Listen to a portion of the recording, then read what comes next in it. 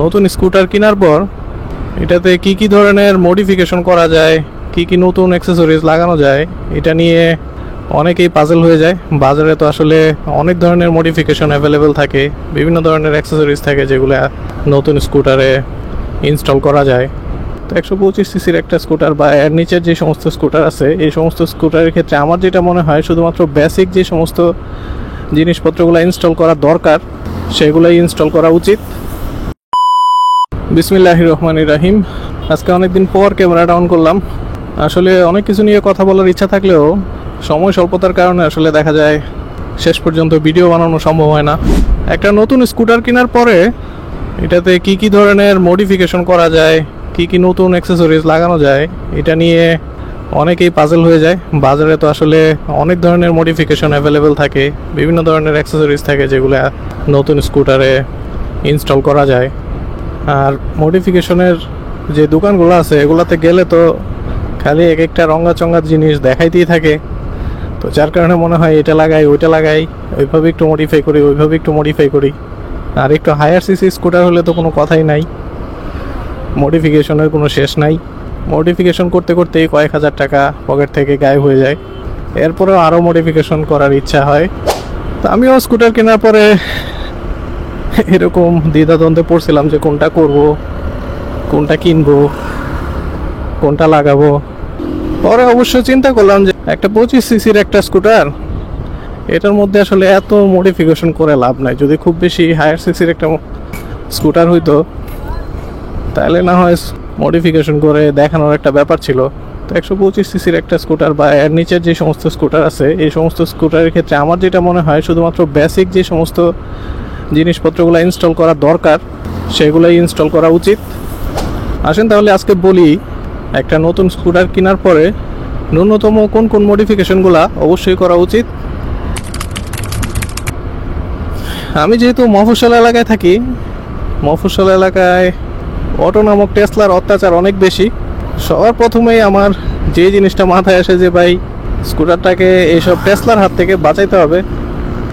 যে কারণে আমি সবার প্রথমে যে জিনিসটা ইনস্টল করছিলাম সেটা হচ্ছে এই গার্ডগুলা। এই গার্ডগুলার কারণে আসলে অনেক দিক থেকেই দেখা গেছে স্কুটারকে রক্ষা করতে পারছি। কারণ অটোগুলা সামনে পিছনে ডানে বামে কখন যে কোন দিকে মোড় নেয় তার কোনো ঠিক ঠিকানা নাই। ওদের কোনো লেন নাই, কোনো রাস্তার কোনো ঠিক ঠিকানা নাই। উল্টা সোজা বেঁকা তেরা সবভাবেই ওরা যে কোনো দিকে গাড়ি চালাইতে পারে। সো টেসলাগুলো বিভিন্ন দিক থেকে লাগাই দেওয়ার চেষ্টা করছে, অনেক ক্ষেত্রে তো রক্ষা করা সম্ভব হয়েছে। যতটুকুই স্পট আছে আমার স্কুটারে, আমার মনে হয় এই গার্ডগুলো না থাকলে আরও বেশি স্ক্র্যাচ পড়ে যেত। তবে বাম্পারের একটা জিনিস অনেকেই বলতে শুনছি যে স্কুটার নিয়ে অনেক সময় পড়ে গেলে বা কোনো জায়গায় ধাক্কা লাগলে এই বাম্পারের কারণে অনেক সময় পাশের কিটগুলা ভেঙে গেছে, অনেকেই কমপ্লেন করছে। তবে আমার যেটা ব্যক্তিগত অভিমত, যে পরিমাণ ফোর্সে অ্যাক্সিডেন্ট করলে প্লাস্টিকের কিটগুলা ভাঙা পসিবল, আমার মনে হয় বাম্পার না থাকলেও ওই পরিমাণ ফোর্স যদি সরাসরি প্লাস্টিকের কিটেও লাগে, আমার মনে হয় বড় ধরনের ক্ষতি সেক্ষেত্রেও হওয়া পসিবল। তার চেয়ে ছোটোখাটো অ্যাক্সিডেন্টে বা টুকটাক গুতাগাতা লাগার হাত থেকে বাঁচানোর জন্য বাম্পার ইনস্টল করাই আমার মতে বুদ্ধিমানের কাজ। এটা যার যার ব্যক্তিগত ব্যাপার। যদি মনে হয় যে না, বাম্পারের কারণে আমার প্লাস্টিকের কিটে আরও বেশি ক্ষতি হওয়ার সম্ভাবনা আছে, তাহলে না লাগাইলেও চলে। আর যারা ঢাকা শহরের ভিতরে চালান অথবা একদম রিমোট এরিয়াতে চালান যেখানে টেসলার উৎপাদ একটু কম, তাদের ক্ষেত্রে এই বাম্পার না লাগাইলে বরঞ্চ আরও সুন্দর দেখা যায়। অনেকের সাথেই আমার কথা হয়েছে যারা শুধুমাত্র স্কুটারের বেসিক সৌন্দর্যটা নষ্ট হয় এই কারণেই বাম্পার লাগায় না। তো এটা যার যার পার্সোনাল ব্যাপার। মডিফিকেশন আসলে জোরাজোরির কোনো ব্যাপার নাই, যার যার পার্সোনাল চয়েস।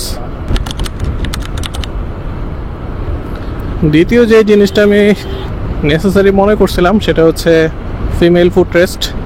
যেহেতু বউ বাচ্চা নিয়ে আমার মাঝে মাঝে স্কুটার রাইড করতে হয়, এর জন্য ফিমেল ফুটরেস্টটা আমার জন্য খুব দরকারি একটা জিনিস ছিল। যারা শুধুমাত্র সিঙ্গেল রাইডার বা পিলিয়ন নিলেও মেয়ে মানুষ নেওয়ার চান্স নাই বললেই চলে, তাদের ক্ষেত্রে এটা না লাগাইলেও চলে। তবে যাদেরকে ফিমেল নিয়ে রাইড করতে হয়, বেশিরভাগ ক্ষেত্রেই আমাদের দেশে মেয়েরা সাইড হয়ে বসতেই প্রেফার করে। তো সেই ক্ষেত্রে এই ফিমেল লেগ রেস্টটা দরকারি একটা জিনিস। তৃতীয় যে জিনিসটার কথা বলবো সেটা হচ্ছে এই মোবাইল হোল্ডারটা। যারা আমার মতো টুকটাক লং রাইড করতে পছন্দ করেন তাদের জন্য খুবই দরকারি একটা জিনিস। এখন আমরা অনেকটাই প্রযুক্তি নির্ভর হয়ে গেছি। সো দূরে কোথাও গেলে নেভিগেশন ছাড়া আসলে উপায় থাকে না। এই কারণে মোবাইল হোল্ডারে মোবাইলটা রেখে গুগল ম্যাপের সাহায্যে আপনি যে কোনো জায়গায় চলে যেতে পারবেন খুব সহজেই। এক একজন এক এক ধরনের মোবাইল হোল্ডার প্রেফার করে। আমি ব্ল্যাক মিররের একটা লাগাইছিলাম, এখন পর্যন্ত সবই ঠিক আছে, স্টিলের।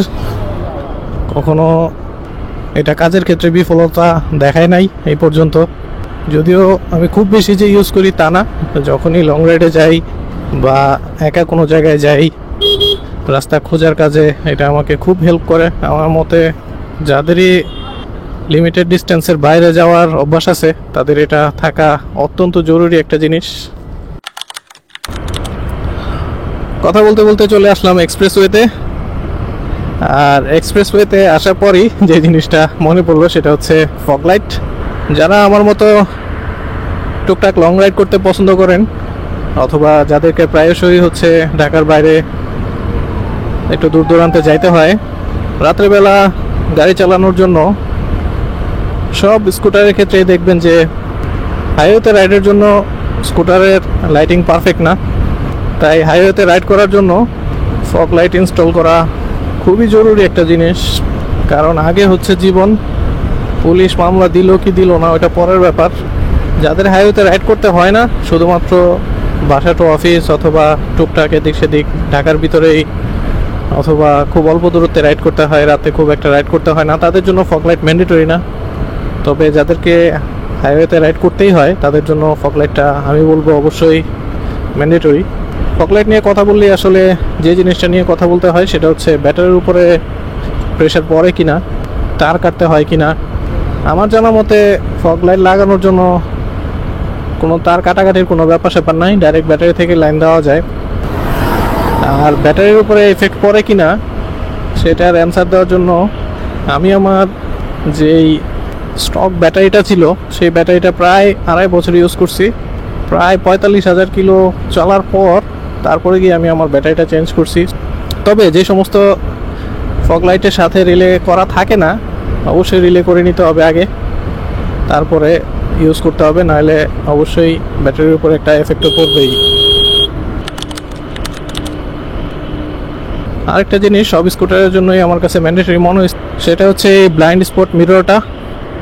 আমার 2 গ্লাসেই 2টা ছিল, কিন্তু আমার যেটা মনে হয়েছে যে আমার ডান পাশেরটাতেই এটা খুব বেশি এফেক্টিভ এবং দরকার, এর জন্য শুধু ডান পাশেরটাতেই রাখছি, বাম পাশেরটাতে রাখি নাই। এখন অনেকে বলবেন যে ভাই ব্লাইন্ড স্পট মিরর, আমার তো মিররই নাই। তো নিজেকে সাপড়ি প্রমাণ করতে না চাইলে আমার মনে হয় এই মিররগুলা এবং ব্লাইন্ড স্পট মিরর রাখা উচিত। ব্লাইন্ড স্পট মিররটা খুব কাজে লাগে, কারণ টার্নিংয়ের ক্ষেত্রে অনেক সময় দেখা যায় যে স্টক মিররগুলো দিয়ে খুব বেশি ওয়াইড এরিয়া ভিজিবল হয় না। আবার যখন গাড়ি পাস করে অনেক সময় দেখা যায় পেছন থেকে হর্ন দেয় না, গাড়ির শব্দ হয় কিন্তু কোন দিক থেকে যাচ্ছে এটা বোঝা যায় না। একদম গাড়ির কাছাকাছি চলে আসলে ব্লাইন্ড স্পটে পড়ে যায়, তখন বেশিরভাগ ক্ষেত্রে বাইকগুলা ব্লাইন্ড স্পটে থাকলে দেখা যায় না। এর জন্য আমি কয়েকদিন চালানোর পরেই বুঝলাম যে না, আমার এই ব্লাইন্ড স্পট মিরর একটা লাগবে অবশ্যই। এর জন্য এটা ইনস্টল করা। এ পর্যন্ত আমার 2 জোড়া ইনস্টল করতে হয়েছে। এর আগে যেগুলো ইনস্টল করছিলাম ওগুলা ইউজ করতে করতে নষ্ট হয়ে গেছে। তারপরে আরেকটা জিনিস আমি কিনছিলাম হচ্ছে ফ্লোর ম্যাট, যেখানে আমরা পাটা রাখি স্কুটারের। দেখা যায় যে পা রাখতে রাখতে এই জায়গাটা ময়লা হইতে হইতে বা পায়ের ঘষায় ঘষায় ওই প্লাস্টিক বা যেগুলো থাকে এগুলো উঠে যায়, একটা বাজে দাগ পরে থাকে, দেখতে জিনিসটা ভালো লাগে না। লং টাইম যারা ইউজ করে তারাই আসলে জিনিসটা খেয়াল করে থাকবে। তো এই জিনিসটা থেকে পরিত্রাণ পাওয়ার জন্য আমি ফ্লোর ম্যাটটা ইউজ করি। ফ্লোর ম্যাটটা আসলে সৌন্দর্যটাও একটু বাড়ায়, এটা যার যার personal choice, not a mandatory one. But long টার্মে কিছু বেনিফিট পাওয়া যায় এই আর কি। আর সৌন্দর্যটাও যেহেতু একটু বাড়ায়, চাইলে ইউজ করা যেতেই পারে। তারপরে আরেকটা জিনিস আমার কেনা উচিত বলে মনে হয়, সেটা হচ্ছে স্কুটারের জন্য কভার। কোনো একটা জায়গায় পার্ক করে রাখলে, কভার দিয়ে রাখলে স্কুটারে ধুলাময়লাটা একটু কম লাগে। তো যত বেশি ধুলাবালু কম লাগবে, তত ওয়াশ করার ব্যাপার স্যাপার থাকবে না। আর স্কুটারে টুকটাক মোছার জন্য ন্যানো ফাইবারের কিছু টাওয়েল পাওয়া যায়, চাইলে ওগুলো ব্যবহার করা যাইতে পারে। প্রথম দিকে ব্যবহার করছিলাম, পরবর্তীতে হারাই যাওয়ার পরে আসলে আর ব্যবহার করা হয় নাই। চাইলে এটাও সাথে রাখা যাইতে পারে, কারণ ধুলাবালু রাস্তাঘাটে গেলে লাগবেই। সেটা মোছার জন্য, যেন আমার অরিজিনাল যে কালারটা আছে সেটার উপরে কোনো ধরনের স্ক্র্যাচ বা নষ্ট না হয়, এর জন্য এই টাওয়েলগুলো ইউজ করা যেতে পারে। ভালো জিনিস, কাজের জিনিস। স্কুটার মডিফিকেশনের মধ্যে খুব বেশি কাজের না এরকম জিনিস যেটা কিনছি, সেটা হচ্ছে একটা সিট কভার। যদিও বিড়ালের আঁচড় থেকে সিট কভারটা আমার অরিজিনাল সিটটাকে রক্ষা করছে, তবে আমি খুব বেশি শিওর না যে এই জিনিসটা আদতে দরকার ছিল কিনা। হয়তো না কিনলেও চলতো এরকম একটা জিনিস। সিট কভারটাতে এক্সেসের সুন্দর করে একটা ডিজাইন করা আছে, এই জিনিসটা হয়তো সৌন্দর্যটা একটু বাড়াইছে এই আর কি। এর বেশি খুব বেশি ইউজফুল যে আমার সেটা মনে হয় নাই। উল্টা সিটের সফটনেসটাকে একটু কমাইছে আমার যেটা ধারণা। সৌন্দর্য বাড়ানো ছাড়া আর কোনো কাজে এটার রেকমেন্ডেশন থাকবে না, না কিনলেও চলবে। তবে যেটা জরুরি সেটা হচ্ছে একটা ভালো লক। যদি ডিস্ক ব্রেক থাকে স্কুটারে, একটা ভালো ডিস্ক লক কেনা যেতে পারে। আমি এই ডিস্ক লকটা ব্যবহার করি অনেক আগে থেকেই, এখন পর্যন্ত পারফরমেন্স ভালোই। লক না করে গেলে মাথার ভিতরে আসলে একটা টেনশন থাকে। যদিও স্কুটার খুব কমই চুরি হয়, কিন্তু ডিস্ক লক দিয়ে গেলে মানে মাথায় টেনশনটা আর থাকে না আর কি চুরি হয়ে যাওয়ার। আরেকটা জিনিস আমি কিনছিলাম, সেটা হচ্ছে এই হেলমেট লকটা। এটা শুধু হেলমেট লক না, বিভিন্ন জায়গায় বিভিন্ন জিনিস বাঁধার কাজেও আমি ব্যবহার করি। আর অবশ্যই হেলমেটটাকে তো লক করে রেখে যাওয়াই যায়। আমাদের দেশে ছেঁচড়া চুরের তো আসলে অভাব নাই, পারলে জুতার তলাটাও চুরি করে। তো এই সমস্ত ছেঁচড়া চুরের হাত থেকে হেলমেট বাঁচানোর জন্য এই হেলমেট লকটা ইউজফুল। তবে ভাই, মডিফিকেশন করতে গেলেই আপনাকে ঘিরে ধরবে হচ্ছে স্কুটার পলি করার জন্য। পলি করলে এই সুবিধা ওই সুবিধা, সুবিধা শেষ নাই। কিন্তু এত জোরাজোরির পরেও আমি আসলে পলি করি নাই। প্রথম কথা হচ্ছে, পলিটা উঠাইতে গেলে স্কুটারের অরিজিনাল যে কালারটা, এটা নষ্ট হওয়ার একটা ভালো পরিমাণ চান্স থাকে। তো দরকার কি আমার, এমনিতেই স্কুটারে যদি টুকটাক স্ক্র্যাচ পড়েও হয়তো পরবর্তীতে রিপেন্ট করে নেওয়া যেতে পারে, কিন্তু পলি করাটা আমার কাছে ইউজফুল মনে হয় নাই। কারণ টুকটাক পলি বিভিন্ন জায়গায় উঠে গেলে দেখতে এটা সুন্দর লাগে না। তবে স্টিকার করা যেতে পারে, বিভিন্ন রকমের স্টিকার আছে, যার যার রুচি বোধ অনুযায়ী স্টিকার করতেই পারেন। স্টিকার করলে স্কুটারের সৌন্দর্য অনেকাংশে বৃদ্ধি পায়। আমি অনেক স্কুটার দেখছি খুব ইউনিক স্টাইলে স্টিকার করা, খুব সুন্দর লাগে। তো ডিজাইনিংয়ের ব্যাপারে আমি আসলে খুব বেশি অভিজ্ঞ না, আমি আমার স্কুটারে স্টিকার করি নাই। তবে স্টিকার করার ইচ্ছা আছে। অনেক স্কুটারই আসলে দেখতে সুন্দর লাগে, কিন্তু আমারটাতে সুন্দর লাগবে কিনা আমি ঠিক জানি না। এখনো পর্যন্ত প্ল্যান আছে, বাট এক্সিকিউট করা হয় নাই আর কি। এছাড়া বাজারে বিভিন্ন রকমের লাইটিংয়ের কাজ করা হয়, পার্কিং লাইট থেকে আলাদা ডিআরএল সব কিছুই করা যাইতে পারে যার যার নিড অনুযায়ী। এগুলো পার্সোনাল চয়েস। যদি ব্যাটারির উপরে প্রেশার না পড়ে, তাহলে এসব লাইটিং করলে আসলে স্কুটারের সৌন্দর্যটা বৃদ্ধি পায়। যার যার পছন্দ অনুযায়ী, যার যার রুচি অনুযায়ী সে লাইটিনিং করে। তবে অনেকেই পিছনে আসে না, ঝিকিমিকি কতগুলো লাইট জ্বলতে থাকে। যারা আসলে পিছনে রাইড করে এরা বুঝে কি পরিমাণ বিরক্তির উদ্রেক করে আসলে এই সমস্ত লাইটিংগুলা। তো এই সমস্ত ঝিকিমিকি লাইটিংগুলা না করার জন্য অনুরোধ থাকবে, এতে পেছনে রাইডারদের আসলে রাইড করতে খুবই অসুবিধা হয়। এছাড়া বিভিন্ন ডিসপ্লে প্রোটেক্টর অনেকেই ইউজ করেন, যদি দরকার মনে করেন সেক্ষেত্রে ইউজ করতে পারেন। তবে আমার মতে খুব বেশি প্রয়োজন না, আমার প্রয়োজন মনে হয় নাই, আমি ইউজ করি না। আপনার প্রয়োজন মনে হলে আপনি ইউজ করতেই পারেন। অনেকেই এই হ্যান্ডেল বারগুলা চেঞ্জ করে ভালো ভালো হ্যান্ডেল বার গ্রিপ লাগান। আমি লাগাইছি এই যে 40 টাকা দামের নরম হ্যান্ডেল গ্রিপগুলা, যেগুলো আমরা সাইকেলে ইউজ করতাম ছোটোবেলায়। আমার কাছে এটা খুব ইফেক্টিভ মনে হয়েছে। দাম কম কিন্তু খুবই কাজের একটা জিনিস যারা লং রাইড করেন এবং আমার মতো স্ট্রেট ড্রাইভ করতে পছন্দ করেন, তাদের হাতের উপরে আসলে অনেক সময় একটা প্রেশার ক্রিয়েট হয়। তো লং রাইডে প্রেশার পড়তে পড়তে দেখা যায় যে হাত ব্যথা হওয়ার একটা চান্স থাকে। এই সফট গ্রিপগুলা অনেকটাই হচ্ছে আপনার শক অ্যাবজর্বারের মতো কাজ করে, অনেকটা শকই সে অ্যাবজর্ব করে নেয়, ফলে হচ্ছে আপনার লং রাইডে হাতে ব্যথা একটু কম হয়। এই জিনিসটা আমার কাছে ফ্রুটফুল মনে হয়েছে।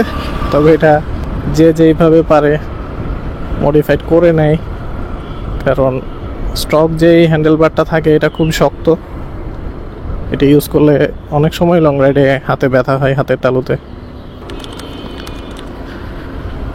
এছাড়া একটা চার্জিং পোর্ট ইনস্টল করা যেতে পারে, জরুরি মুহূর্তে চার্জের একটা ব্যাপার স্যাপার থাকে। মোবাইল দেখা যায় যে অনেক সময় চার্জ থাকে না, অল্প হলেও চার্জ করে নেওয়া যায়। তবে এটাতে খুব ভালোভাবে আমি দেখছি যারা ইউজ করে, খুব বেশি ভালো যে দ্রুত চার্জ হয় ব্যাপারটা এরকম না। শুধুমাত্র জরুরি মুহূর্তে অল্প একটু চার্জ বাঁচায় রাখার জন্য অথবা আরেকটু চার্জ করায় নেওয়ার জন্য সেটা ব্যবহার করা যায়। তবে এটার ইউজটা খুবই লিমিটেড, আমার মতে প্রয়োজন মনে না করলে আসলে এটা বানানোর দরকার নাই। সাইলেন্সার গার্ড একটা দরকারি জিনিস। আমার নিজের স্কুটারে সাইলেন্সার গার্ড লাগাইছিলাম, যদিও আমাদের দেশে যে সমস্ত সাইলেন্সার গার্ডগুলো পাওয়া যায় সেই সমস্ত সাইলেন্সার গার্ডগুলার অ্যাটাচমেন্টটা আসলে খুব একটা স্ট্রং হয় না, যে কারণে দেখা যায় যে নষ্ট হয়ে যায় প্রায়। সাইলেন্সারগুলা চলতে চলতে অনেক গরম হয়, ফলে নিজের বলেন অথবা ছোট বাচ্চা কাচ্চা থাকলে তাদের ক্ষেত্রে দেখা যেতে পারে যদি টাচ লাগে গরমে স্কিনে ফোসকা পড়ে যেতে পারে। তো সাইলেন্সার গার্ডটা লাগাইলে সাইলেন্সারটাও প্রোটেক্টেড থাকে, আবার টুকটাক অ্যাক্সিডেন্টের হাত থেকেও বাঁচার একটা ওয়ে তৈরি হয়। আসলে বাজারে তো মডিফিকেশনের জিনিসের অভাব নাই, চাইলে অনেকভাবে মডিফাই করা যেতে পারে। কিন্তু আমার কাছে যে সমস্ত জিনিসপত্রগুলো অবশ্যই দরকারি মনে হয়েছিল সেই সমস্ত জিনিসপত্রগুলো উল্লেখ করার চেষ্টা করলাম। এছাড়াও অনেক কিছুই হয়তো দরকারি থাকতে পারে যেগুলো আমি বলতে পারি নাই অথবা এই মুহূর্তে আমার মাথায় আসতেছে না। আপনাদের যদি জানা থাকে তাহলে কমেন্ট সেকশনে সেই সমস্ত জিনিসপত্রগুলো জানাইতে পারেন, তাহলে যারা ভিডিওটা দেখবে অন্যদেরও উপকার হবে। আজকে এই পর্যন্তই। আমি স্কুটার চালাচ্ছি প্রায় 49,800 কিলোর উপরে হয়ে গেছে। 50,000 কিলো হওয়ার পরে আমি সুজুকি এক্সেসের একটা রিভিউ দিব, সেই ভিডিওটা দেখার অগ্রিম আমন্ত্রণ রইল সবাইকে। সবাই ভালো থাকবেন, সুস্থ থাকবেন, সাবধানে আপনাদের স্কুটার রাইড করবেন। সবার জন্য শুভকামনা জানিয়ে আজকে এখান থেকেই বিদায় নিচ্ছি। আসসালামু আলাইকুম, আল্লাহ হাফেজ, হ্যাপি স্কুটারিং।